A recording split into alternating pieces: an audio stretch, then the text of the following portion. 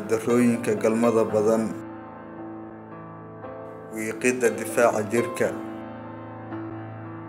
Galmada badan waxay bataatanba dumisaa ama daciifisaa habka difaaca jirka. Prostaglandin E2 oo ah hormoon asal ahaan salka ku haya xayrta nuuca prostaglandin ayaa raacda dhiigga dhex qulqushana. Markii qulqulka hormoonkan uu bato, waxay keentaa tabardarri ama habka difaaca jirka oo wiiqma, dhaawicidda unugyada jirka, murqo xanuun, iyo dhafoorka oo qaybta bidix ku xanuunto.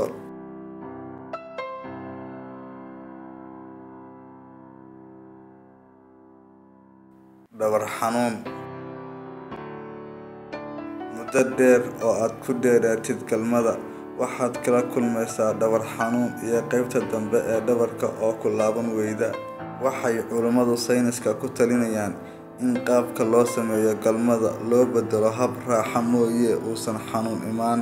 Culimada sayniska ayaa ku adkeysanaya in haddii dhabar xanuunka sii daba dheeraado uu sababi karo neerbo,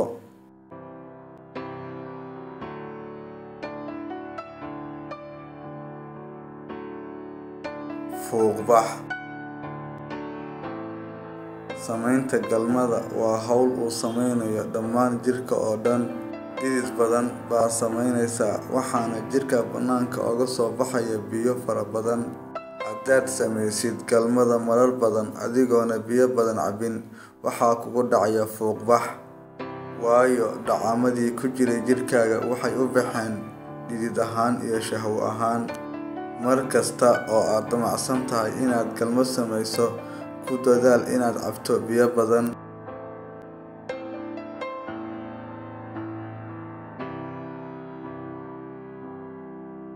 Hami dumis.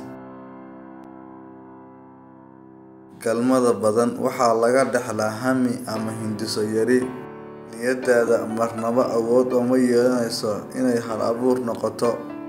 Tanina waxay ka imaanaysaa dhammaan faytamiinadii iyo dhammaan maaddooyinkii kale ee muhiimka u ahaa maskaxda ayaa waxay u weecmayaan inay u baxaan dhidid ama shahwo.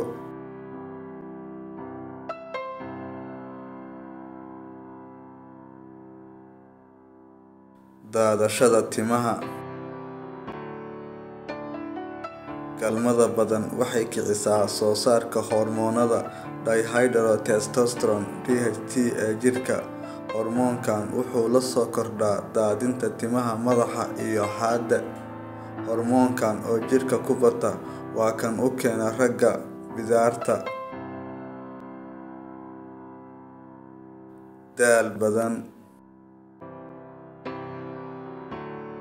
Waxay u muuqataa daalkan badan ee kugu imaanaya ka gadaal samaynta galmo xad dhaaf ah inuusan cagajuglayn ballaaran uusan ku hayn caafimaadkaaga, laakiin wuxuu saameynayaa qiimaha noloshaada maalinlaha ah. Hami ku geli mahayo inta uu daal badan kaa muuqdo. Galmada xad dhaafka ah waxay qubaysaa dhammaan tamartaada, waxay kaaga tegaysaa daal badan.